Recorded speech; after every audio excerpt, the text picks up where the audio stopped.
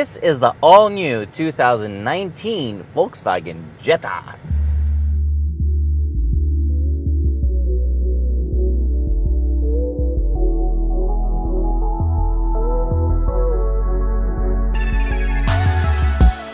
Lots of people have criticized its looks. I mean, within the Volkswagen community, they absolutely hate it. They say it looks like a Korean car. I think it looks like an Audi. It is a bit over-designed on the outside, but it looks really nice on the inside. The quality of the materials is okay, but there are a few imperfections, like this little piece over here of tape. Some Mexican wasn't paying attention. The all-digital cluster and good infotainment system certainly dominate, but I do need to mention the excellent seats that are ventilated and support the body really well. However, they squeak quite a bit. Listen to this.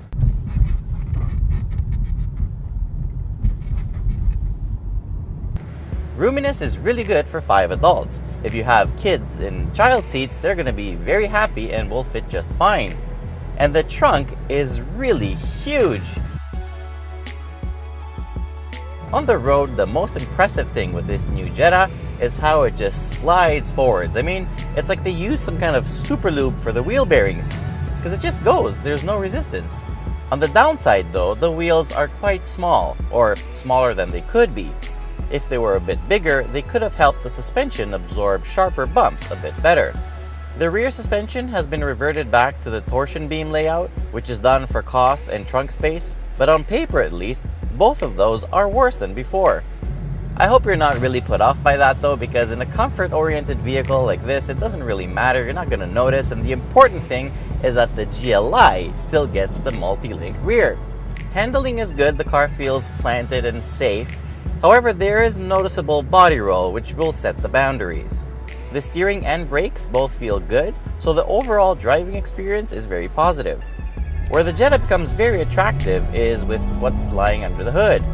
It has a really sweet 1.4-liter TSI motor that makes 147 horsepower and 184 pound-feet of torque, and that has made it to a really good and proper 8-speed automatic transmission.